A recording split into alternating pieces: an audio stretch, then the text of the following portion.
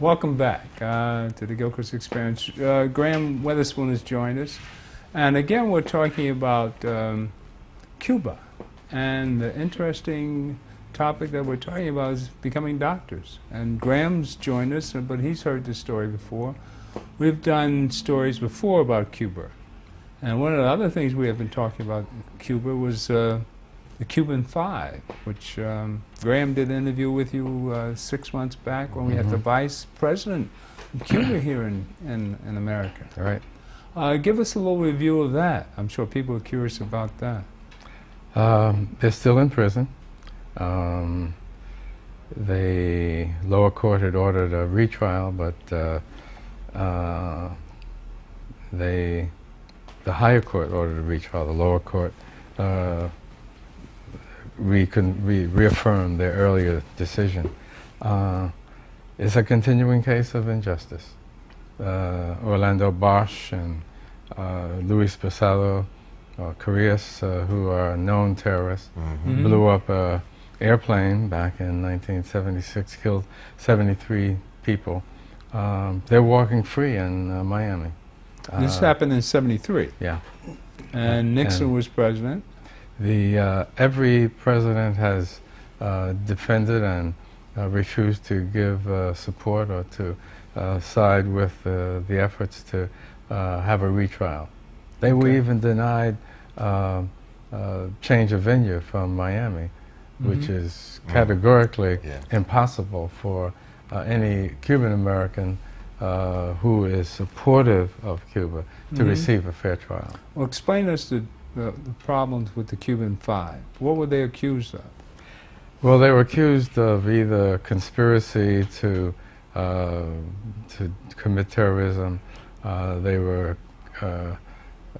accused of spying against the U.S., all of which is categorically false. But they were defending themselves. Their actions were that they, because of threats by terrorist groups based in the U.S. Towards Cuba? Yes. Okay. They were aimed at bombing of hotels to disrupt Cuba terrorism, which is a source of income, major source of income for Cuba. They were... you said terrorism, you mean tourism? You said terrorism? They were... thank you. Tourism is a major source of income for Cuba. Okay.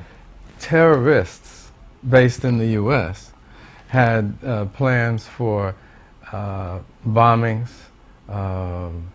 for bombing hotels, for threatening the lives of tourists in order to scare tourists away, and thus have a negative impact on Cuba's income. The American-based Cubans were attacking hotels and terrorizing Cuba. Yes, organized terrorist groups of Cuban Americans, trained by we'll get to that. Omega 76, Alpha 76, Omega 7, Brothers to the Rescue. Either trained by the U.S. CIA, or the U.S. CIA gave them money, and gave them space, and looked the other way while they operated their training camps in the Everglades to do the bombings in Cuba. Now the Cuban Five actually unraveled a plot. They did an effective job of infiltrating the organizations. They had the documentation. And they turned over the evidence to the CIA. The Cuban intelligence community made a decision that this was so blatant, it was so obvious, it had to be convincing to the U.S. So they called a meeting. High-level officials of the FBI went to Cuba, met with the Cuban intelligence community, got the evidence, several boxes, crates, brought it back to the U.S., put it in the closet, and went and arrested the Cubans and charged them with terrorism. The people who unraveled the plot That's right. of the American Cubans That's to right. attack tourism in Cuba. That's right. And this is the Cuban But plot. it's a little worse than that, because what they discovered, they had actually thwarted several efforts to set off bombs in Cuba. Mhm. But the Cuban terrorists supported by the U.S. got so bold that they had plans to blow up airplanes that were headed for Cuba from other countries. Oh, And wow. that's what prompted Cuba to call the U.S. intelligence community and to give them the evidence. Right. Instead of arresting the perpetrators or even questioning them, they arrested the Cubans who had infiltrated the organizations and gotten the evidence. Okay. And they wouldn't cooperate for a transfer of the case, a change of venue, even to Fort Lauderdale, which would have been much more amenable and a fair place to hold the trial. The trial was forcibly held in Miami. And they were, of course, found guilty. They've been in jail. What? Tell all us these about almost the Cuban 12 years. exiles here in America. What kind of characters do we have here in America? I mean, I know there's the drug dealers that Cuba plotted in Florida. Was the famous It's one? What was his name? You're talking, maybe you're thinking, not Corrillos, he's the No, tyrant of the tyrants. thinking of the shoot 'em up. I can't even think of the name. I'm sorry. Well, the Cuban American, the makeup of the Cuban American community in the U.S. is a mixed bag. Initially, after the triumph of the revolution, when the Cubans came en masse to the U.S., it was a hostile community that almost universally declared its intent to assassinate Castro, to overthrow the Cuban government, and they worked for the CIA. Right. They had stolen the treasury, the national treasury, just stolen the national treasury. The triumph of the revolution, the treasury was empty. So they started with a nest egg. They started with ample. You mean the Cuban Those that left Cuba after the triumph of the Cuban Revolution. Okay. All right. They came We're talking with what year? the national treasury of Cuba to get talking a the new 50s start now. in 59. in 59. 59 Okay. in, All right. in So they Miami. looted the treasury and, Yeah. and moved to America.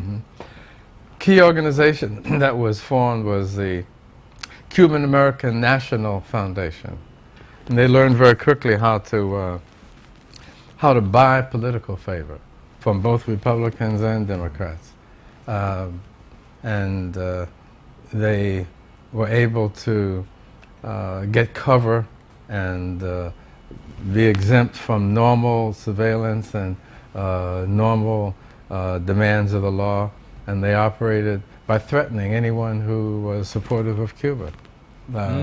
They set bombs at any meetings of Friends of Cuba in Miami.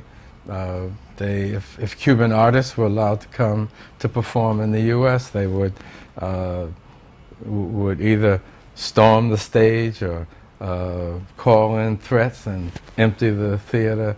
It was a group that had little regard for life for anybody but those who were opposed to Cuba. Now, that was 50 years ago. Right. And the numbers of those who came originally have dwindled by attrition due to death.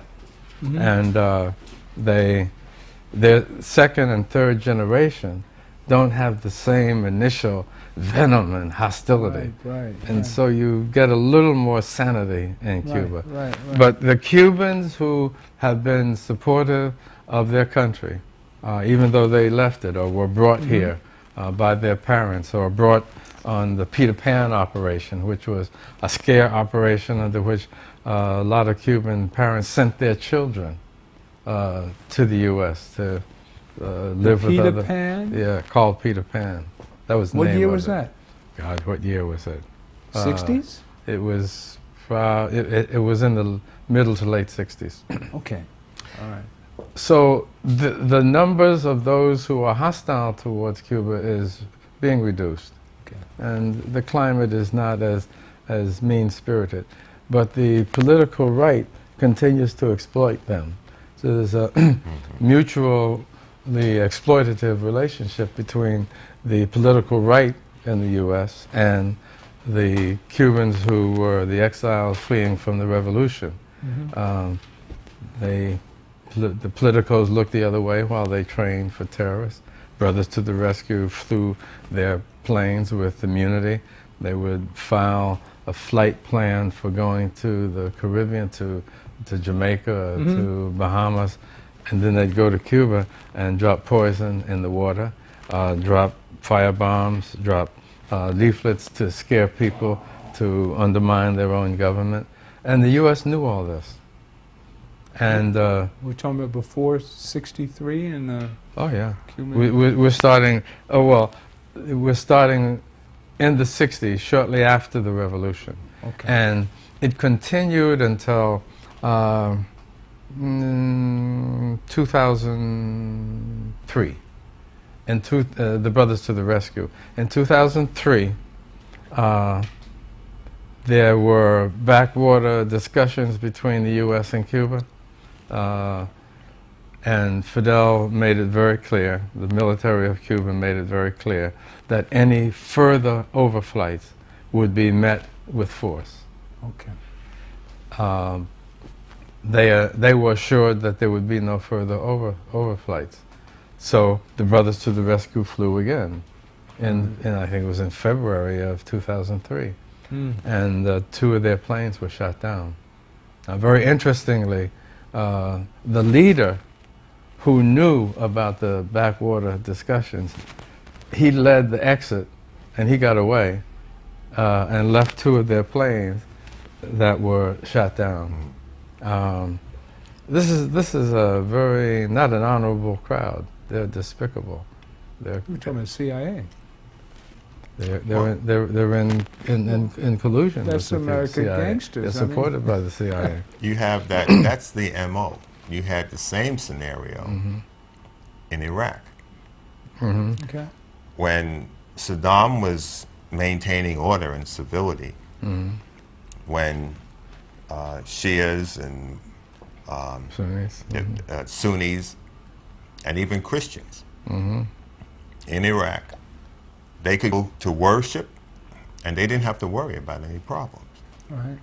The U.S. went over there, the CIA, and was organizing a group to overthrow Saddam. Now, they talk about how Saddam gassed his own people. Well, those were the people that the CIA was training to overthrow this sovereign country. When Saddam found out about it, he sent his military to move on the Kurds, because the CIA used the Kurds, suckered them into this thing. When they found out that the guard, the Royal Guard, was coming to get them, we extracted our CIA agents and left the Kurds there, and the Kurds died. So you see how people are manipulated. It's the same thing around the world. We do this all over the place. Panama. Panama. It's another, the same MO. Grenada, Bishop was murdered by us.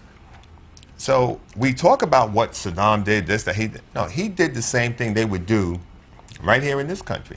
What did they do to the Black Panthers in Chicago? Hampton, Fred Hampton. Okay? Right.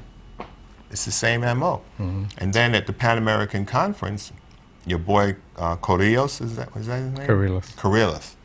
Posada. Fidel's intelligence people spotted him in the airport.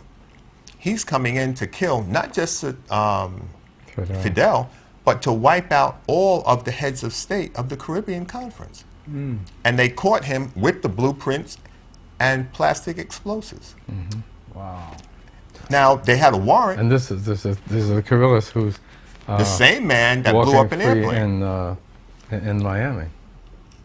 And Gorillas. And he was picked up in Panama City. In Panama. Okay. I don't know how he got out of Panama and got back, and got back here. So here is a man who is, he is a terrorist. We talk about, terrorist. No, that's what we do. Well, you remember that show we did back in 2002 where we were talking about the CIA selling drugs. Well, everybody knows about the CIA selling drugs, right? Throughout our history, really. And we were talking about the CIA selling drugs out of, you know, where we're having a war. You have Afghanistan. Afghanistan. Oh my the goodness. poppy fields. The poppy fields of Afghanistan. We're talking about the CIA taking the poppy fields of Afghanistan and supplying monies to keep Wall Street afloat. Because of the fact that most of the SEC executives were ex-CIA agents. We did a big piece on that. So the CIA has been a boogeyman for quite a few years, hasn't it? The amazing thing is that in spite of all of this, Cuba has been able to survive. Think for a moment what savvy it takes, what excellent intelligence it takes, what loyalty of the populace must be the reality for Cuba to survive against the machinations of the CIA and of the terrorists that it has planted all over the world. And over 300 attempts to assassinate Fidel. And he's outlived all the presidents. He's outlived all of these presidents, and it's amazing. But the truth about Cuba is not told. Of course not. A diet of lies to the U.S. people about Cuba has been fed over the years. So it's not just the political powers that be, but their influence and their ownership through business interests of the media, which is in collusion to brainwash and propagandize the U.S. public. And so one of the reasons I'm proud and pleased and really a marvel at Cuba's steadfast commitment to the poorest of the poor and to maintain its integrity and its sovereignty. And one of the reasons that I think black folk ought to really take great pride in being supportive of the Cuban Revolution is because it's demonstrated its commitment to the welfare of people of color. It's demonstrated its ability to use its resources to support the lives of people who were previously slave class under the colonial powers that dominated Cuba. And because whenever Africa called, Cuba answered. That's right. Angola. That's right. That's Angola is a perfect example. That's right. And That's right. You know, I like to go over the first part of our show that we were talking about in case we have to deal with the volume of sound that we had at the time. But we were talking about doctors. And Cuba's contribution to America, I mean, to the students of America. We might make a plea for anybody out there like to become a doctor. We have free education for you in Cuba, of all places. full scholarship. Full scholarship. Tuition, room, and board. And give them a number, Reverend Walker, where they can call. You can call Reverend Walker. Call our office. We effectively function as the admissions office for that Latin American School of Medicine, in that we operate the procedure for the application and the evaluation of the application, and then we make recommendations to Cuba of those that qualify. And the final decision, of course, is made in Cuba.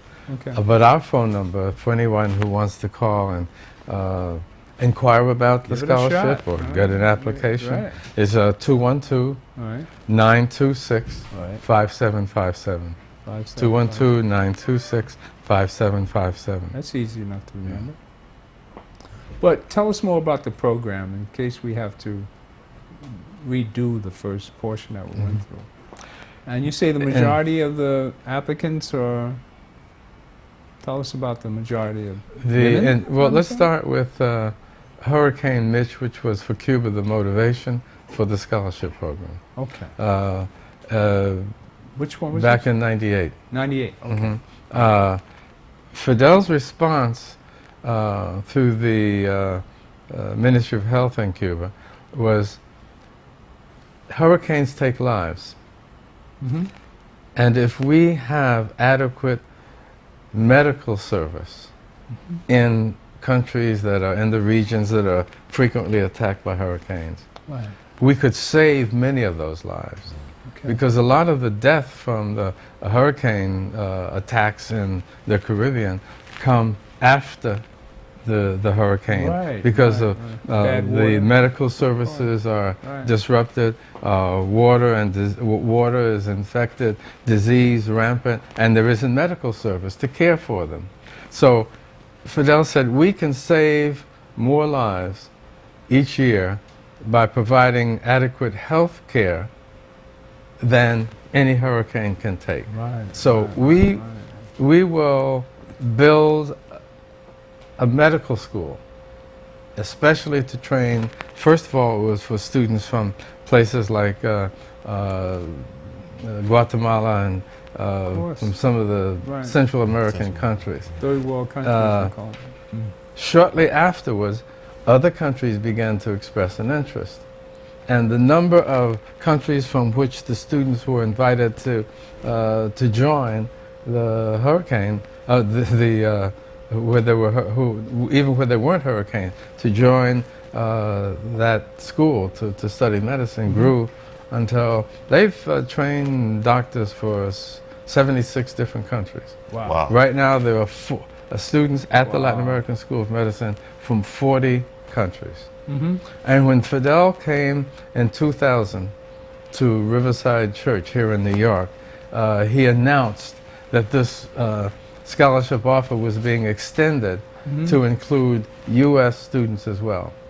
Okay. Initially, he said we could take, they would take 250 students from the U.S. Mm-hmm. We have sent about 200 or a few more than 200 already. We have 33 graduates from the Latin American School of Medicine, U.S. students who've graduated. And we have 25 currently enrolled. And in about 2 months, we'll be taking another group of 20 U.S. students down to study great. medicine in Cuba. When they come back fully trained as medical doctors with an MD degree. They come back bilingual. Right. And they also come back because they've been studying with students from 40 different countries all Right, over the right, world. right. They come back with an international network of friends and Right, people that they can relate to, and where they can visit, where they can go do advanced study, where they can do special service projects. It's a wonderful, wonderful program.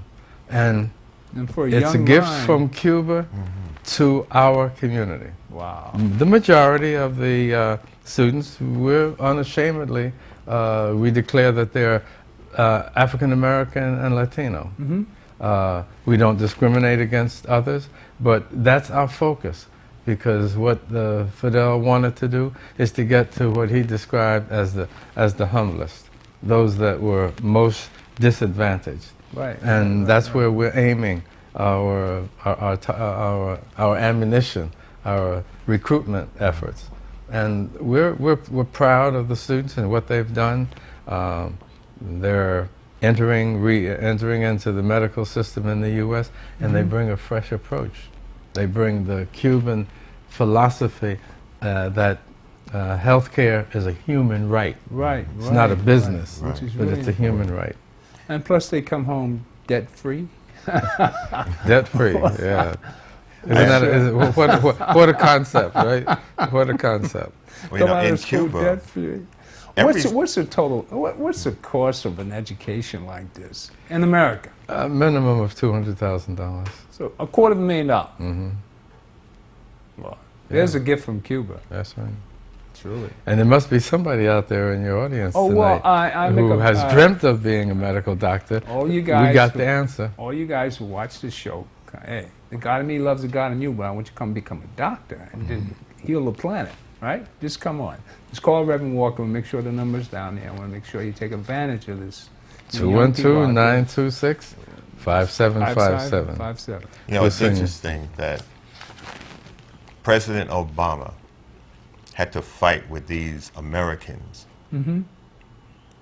the entire do-nothing Republican Party, worked on the ignorance of the American people to try and prevent the people that need health care from getting health care. An They're still trying. Right, an agenda that's been on the books for more than 60 years. Yeah. And here it is, the country they try to denigrate.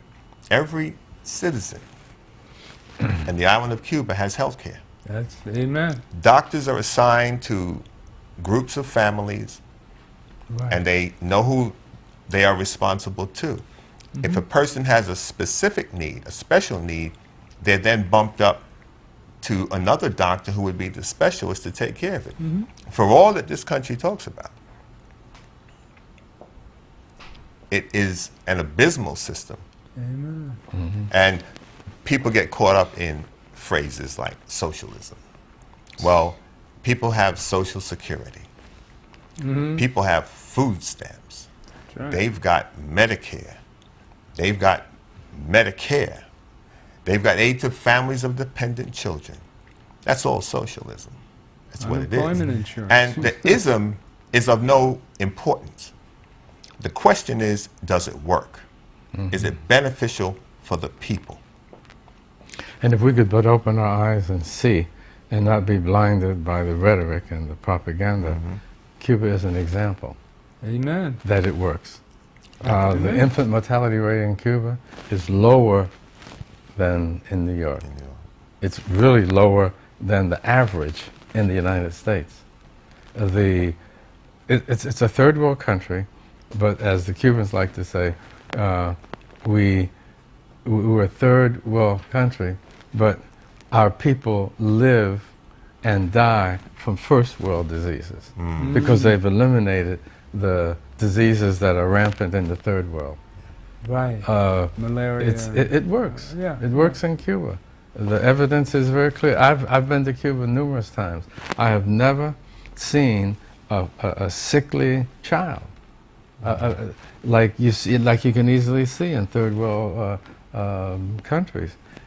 They're proud. They're healthy. They have a spirit and a self-confidence that I don't see in so many countries in the world. I wish I could bring the genius and the care that has created that and transplant it to the Well, you know, U.S. something is to talk about the lack of greed that does something to your spirit. And you can feel free about, you don't have to worry about watching your back or keeping up with the Joneses. There's a certain peace that comes over you. And you can see that right here in America. You know, once you get away from that greed and that self-centeredness, you can just be at peace with yourself. And it wasn't always that way. Right? When the Spanish and the U.S. had their colonial influences in Cuba, and they had slavery. they had slavery, Yeah, of course.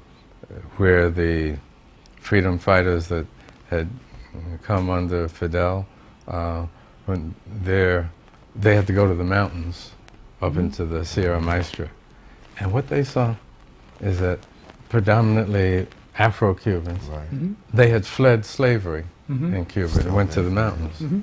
And they saw youngsters dying from whooping cough and from measles and things that were not, that no child at 50, 60 years ago should have been dying from. Right. And so they made a commitment that upon the triumph of that revolution, they would revolutionize the healthcare system. So everybody, black, white, all Cubans, would have equal access to healthcare from the cradle to the grave as a human right, no cost. Same thing with education. We might talk about Cuba before the revolution, what it was really like. How the mafia ran shotgun over it and how it was a real decadent place. You're going to make a point. Yes, it's interesting when we look at Fidel Castro, Che Guevara, and the president, vice president. Che Guevara was a medical doctor. That's right. The vice president of Cuba was a medical doctor. These were men that loved their people and were willing to do what needed to be done to bring a better life to the people of Cuba. So, although they killed Che, and you see, the thing is that the U.S. figured that they could flip the mindset of Fidel Castro and others. Castro was educated here. He went to the Army. He was trained at the Army of the Americas by the United States military and the CIA. But he came in and he grabbed hold of the information. Then he flipped the script on them, you see. And he's a very astute and well-educated man. And when the mafia was told to exit along with the U.S. government and CIA, he told the people, there is no white Cuban. There's no black Cuban. We're Cubanos. We are Cubans. If you cannot accept that, you need to get out of here. Right. And invariably, all the people who benefited from the corruption under Batista and the U.S. and the mafia, they left. Right. Most of them went to Miami. Yeah, and took the money. And they took the national treasury with them. Right. They did the same thing in Haiti. The U.S. invaded Haiti in 1914, 1915, and stayed there into the 1930s. But they stripped the national treasury. The money was taken out of Haiti and given to Citibank. First National City Bank of New York. That's where the money went. Can I leave this for a second? I'm just curious to hear your opinion on we're talking about CIA, and I naturally think of Cheney, and and the latest, which the pollution that's coming up, and this is going to be a big thing. What we do with BP and all the stuff that's been happening over the years, and these big oil companies they've ruled the planet under the Bush administration. Now, where's Cheney fit in this? Halliburton and all this other stuff. I mean, here it is, the CIA again. To some part, I mean, if you think about Cheney, him still being in cahoots with the CIA, I'm sure, because they have a lot of things to protect. Cuba and... well, Cuba has a problem because they're just south of Florida. Right. That water, the pollutants now are going to follow the currents. They can hit Cuba. Of course. They're already hitting the coast of Florida today. Right. So the Gulf Stream is going to carry it. They said that stuff is going to be coming in our direction. If it circles the peninsula of Florida, it's going to come right on up the Gulf Stream. And they can't stop it. Right. Well, there's a possible solution. What? There's solutions that aren't being used right now, for one thing. And I'm hopeful that some of the investigations that are going on will, first of all, pinpoint the responsibility to hold those who are responsible for this disaster accountable. But there are also some technical possibilities that my brother might want to talk about later. How much does Cheney and Halliburton have to do with this? Well, how far do you think this goes? You got to remember, we've talked about the Carlyle Group. Of course. Halliburton. Right. Halliburton moved their corporate headquarters out of the United States. They're such great patriots. Right. They moved their national headquarters to Bahrain. The site. Where's Bahrain?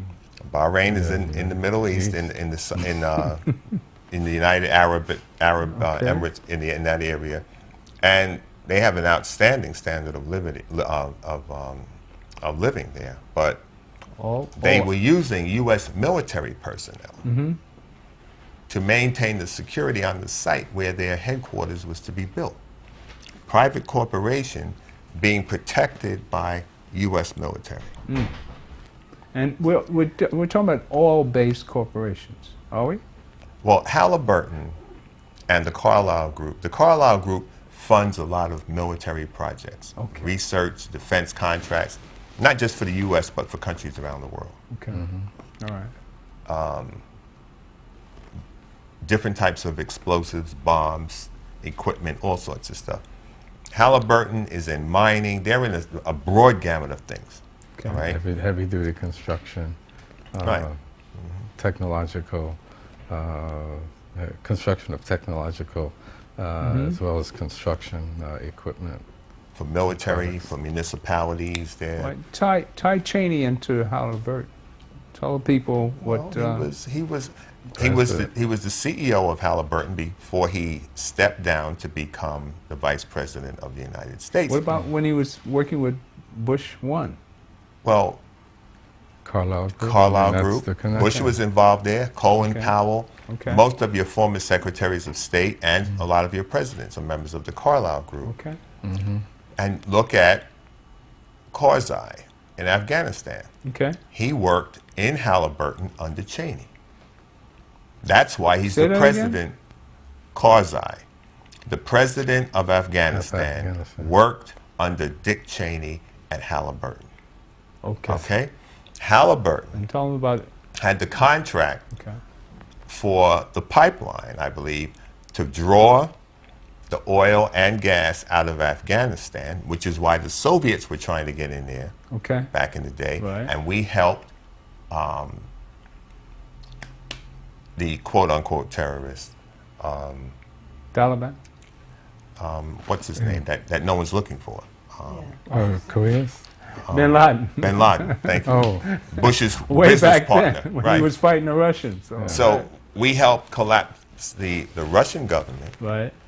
helped him keep the Russians out, and we got the contracts. Halliburton got the contracts, along with Chevron and whatnot, to get this oil out, and it's been piped out of Afghanistan right out to the Middle East. Okay. All right? The CEO of Chevron said, I'd give anything to get a piece of the oil there because there's more oil there than there is in Saudi Arabia, In Afghanistan. in Afghanistan, and natural We gas. don't talk about that, do No, we? they don't talk about that. no. They just talk about the poppy fields, which they've got the best poppy. Well, the On the planet. U.S. increased the poppy production by aiding the Northern Alliance. The Taliban had shut down the poppy field trade, and it was having an effect on U.S. banks. Or The this laundering of money Wall Street. Right. and Wall Street. It was having a great effect. The numbers of metric tons, the millions and millions of metric tons of heroin that was taken off the market Right. by the Taliban, Right. it was affecting business as usual. Because they here were in the US. laundering to the tune of $500 billion a year Easy. through Easy. Wall Street. Through So it Wall was Street. supporting Wall Street. And there was no paper. If you go to invest, you have to present certain documents if you want to become an investor. Okay. But at the level that these people are investing, the Security Exchange Commission, everybody, they're not asking any questions.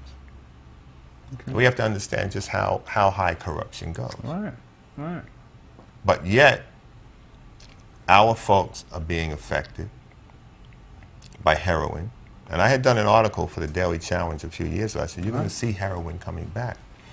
Recently on CNN, they were talking about heroin is affecting white children in the suburbs. Mm-hmm. Made a see? resurgence, yeah. Right. So they don't care. It's beyond racism. This is about money. Yeah. Always. It's about greed. Always. They don't care about anybody other than themselves. They don't even care about their own grandchildren who would be affected at some point down the road. Well, update us to the oil spill. What's caused this? Well, We we know found out that they didn't have a permit. EPA never gave them permits, and there were over 3,000 offshore rigs around the world. Over 3,000. And Going that deep? Who else deeper. is going that deep? Deeper. The Atlantis. Deeper? There is one in the Gulf 100 miles further out in the Gulf called the Atlantis that's digging much deeper, over I think 5,000 feet deeper than the one that blew up. And the thing is that That's sick. the pollutants that are in that water now, they found a strip that's 3 miles wide, 10 miles long, and 300 feet thick. The dispersants and the fluctuants that they've been putting into the water, it's breaking up the oil. It's not eliminating the oil, it's breaking it up so it's not as noticeable. Right. But the poisons will still be there in the water. Camouflaging it. The sea fish are going to die, the sea life will die, and that'll become a massive dead zone in the Gulf. Your coral, everything will die. There is a group of men that I'm working with, and we've sent some stuff down to Washington for them to examine, which could deal with this scenario organically without chemicals. When you have to use chemicals, you're only creating a toxic mixture. So we've forwarded some things just today to Washington, which would allow them to not just treat the situation, but organically break down the oil so it's no longer oil. Encapsulate it, the material would be literally eaten by microbes, and the remainder would be fertilizer, which the fish and crustaceans could eat. It's called nanotechnology. It wasn't developed in this country. This country doesn't have anything like this. But we'll see. It's been forwarded to Washington. We'll see what happens. But it could definitely eradicate that mess. But what they still have to do, they have to stop the leak.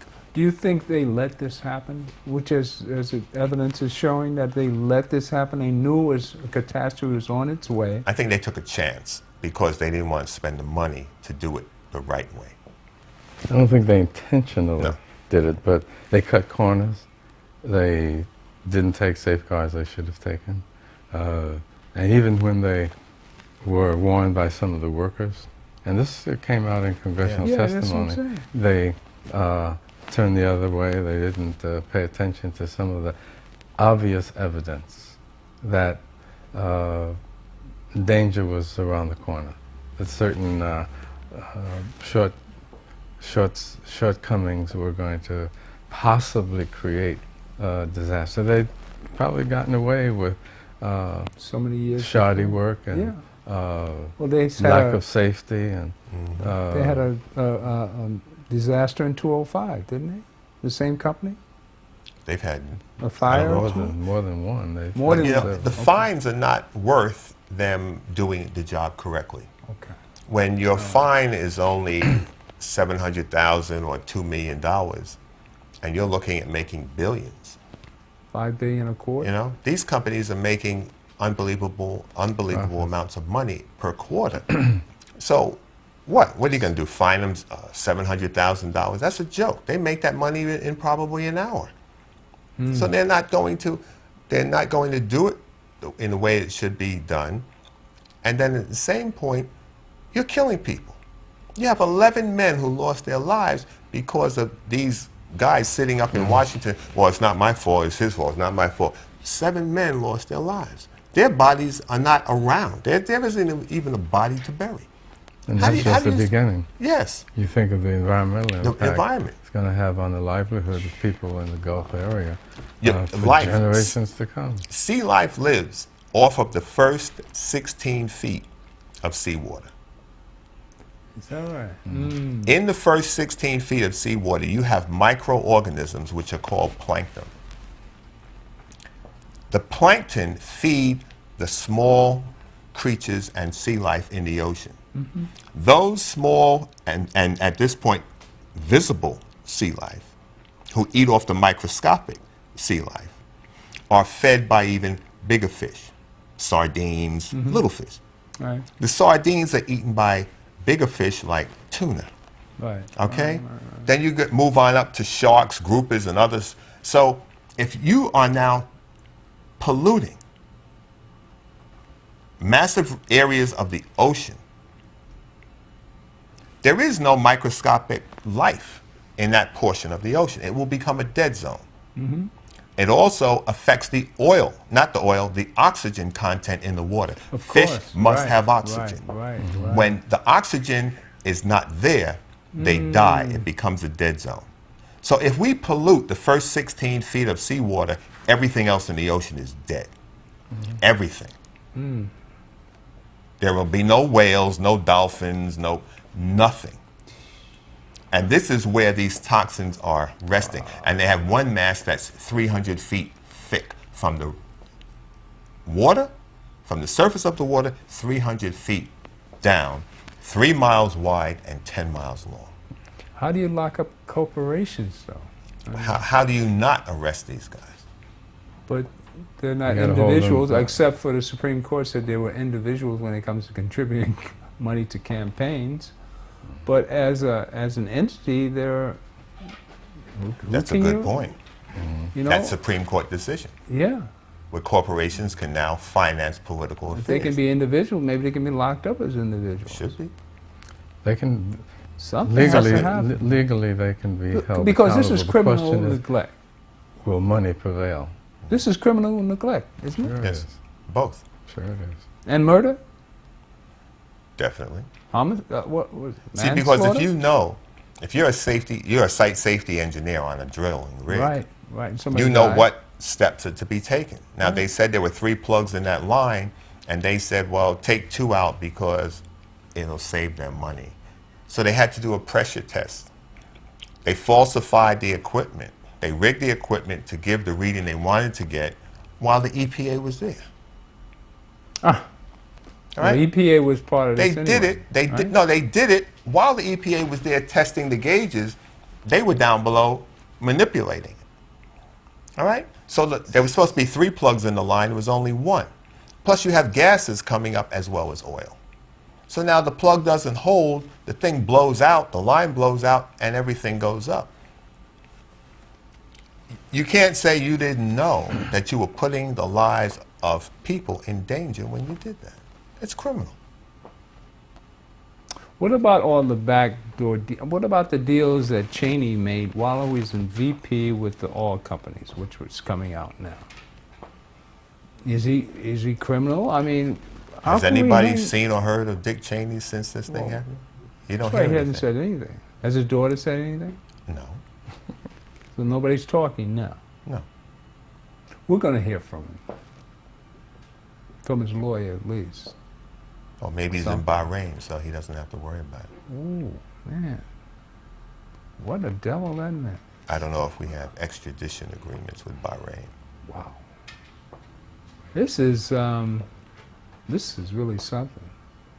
And how do you think Obama's going to have to deal with this? I mean, what can he do? Well, This is a tough one. I mean, what can he do? Well, we don't have the way of it all to stop the oil leak. We don't know how to do it. The government doesn't know how to do it. So you can't say, go fix it, Obama.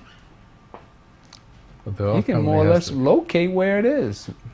If the company who put it down there got a broken pipe and you ask the plumber to fix it, who put it there? Knows exactly where it is and lying to you, I'm just coming out. What it's doing to the environment, you stand back and watch all this stuff. What do you do as president? What do you do?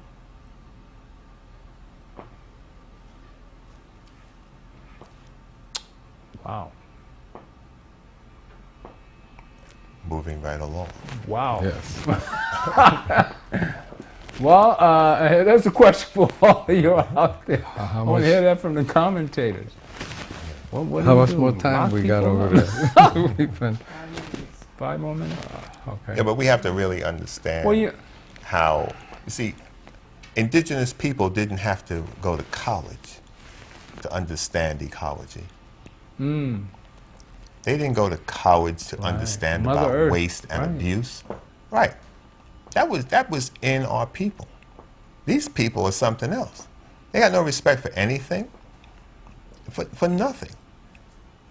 So everybody's going to suffer, and the earth itself will protect itself against us. yeah, but how do you protect the earth against this? Oh, it will do what it has to do. The Earth will survive longer than man will survive. Wow. It's been here longer. I'm sure it will, if it has to. If it has to open itself up, you got that volcano up there in Iceland going off. It's strange times. You can have the Earth can do a lot of things to shut man down. Times. It seems that the last days are here. Well, be in good spirit. You know, the God in me loves the God in you, and you stay tuned, and maybe we'll come up with some answers. See you at the beach. And thank you, Reverend Walker, for exposing us again to Cuba and the real Cuba, which I expect all your students to call Reverend Walker at 926-5757. You got Area it. code 212-926-5757. See? We're If you wanna be waiting a for the phone doctor, calls. give something back, you know, and you'll come out debt free, which is even more wonderful. Again, thank you for coming to Gilchrist Experience, and maybe we can get some of this Cuban stuff that we ran last time on the air. All right? Okay. Thank you for coming. God bless. All right. Gentlemen.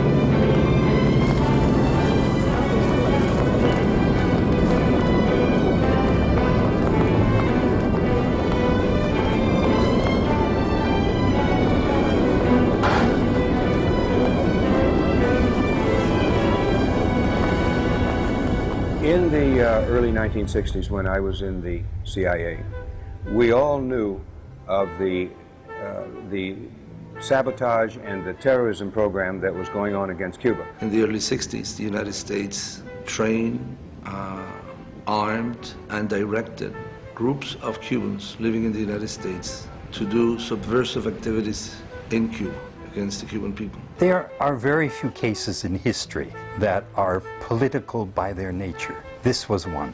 Cuando tú ves imágenes cuando cayeron las Torres Gemelas de Nueva York, cuando tú ves acciones terroristas en España, en otros países, tú te llenas de indignación. Fernando lo toman preso el 12 de septiembre del año 98. Para mí fue muy difícil asumir esa situación de que Fernando estaba preso. Porque realmente ellos son 5 hombres que están monitoreando las actividades terroristas que se generan en Miami contra Cuba. El plan contra Tropicana se planificó y se organizó en Miami. Estamos hablando de 450 gramos de explosivo plástico C4.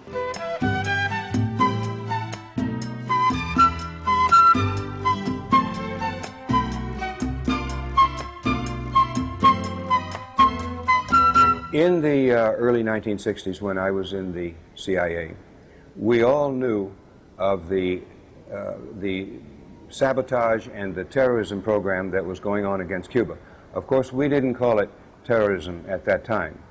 We in the CIA called them operations for the liberation of Cuba. In considering Cuba or analyzing this country in the early 21st century, there is, in my opinion, one thing to keep in mind always, and that is that Cuba is not a normal country. It is a country that has been under siege in an undeclared war by the United States for going on 50 years. The problem is that a lot of people are very ignorant about the reality of Cuba back in Britain and in Europe. And whenever one takes up a position in support of Cuba back home, you always come in for criticism. I have a quote that I'd like to read, a very short one, from Richard Helms. This man, Richard Helms, was the man who was running this program against Cuba in Washington. This is from testimony he made before a Senate investigating committee in 1975. He said, "We had task forces that were striking at Cuba constantly. We were attempting to blow up power plants. We were attempting to do all kinds of things in this period. This was a matter of American government policy. This comes from the man who was in charge. And he was meeting with the President of the United States and the Secretary of State and the Secretary of Defense at that level to plan these operations against Cuba. In the early 60s, the United States trained, armed, and directed groups of Cubans living in the United States to do subversive activities in Cuba against the Cuban people. The remnants of those groups are still very much alive and active in the United States and in Miami specifically. In December 1964, Malcolm debated at the Oxford Union in England. I read once, passingly, about a man named Shakespeare. I only read about him passingly, but I remember one thing he wrote that kind of moved me. He put it in the mouth of Hamlet, I think it was, who said, "To be or not to be." He was in doubt about something.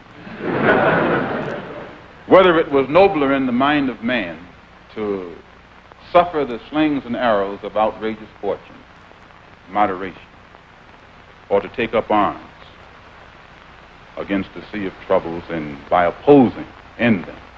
And I go for that. If you take up arms, you'll end it. But if you sit around and wait for the one who's in power to make up his mind that he should end it, you'll be waiting a long time. And in my opinion, the young generation of whites, blacks, browns, whatever else there is, you're living at a time of extremism, a time of revolution, a time when there's got to be a change. People in power have misused it, and now there has to be a change, and a better world has to be built, and the only way it's going to be built is with extreme methods. And I, for one, will join in with anyone, don't care what color you are, as long as you want to change this miserable condition that exists on this earth. Thank you.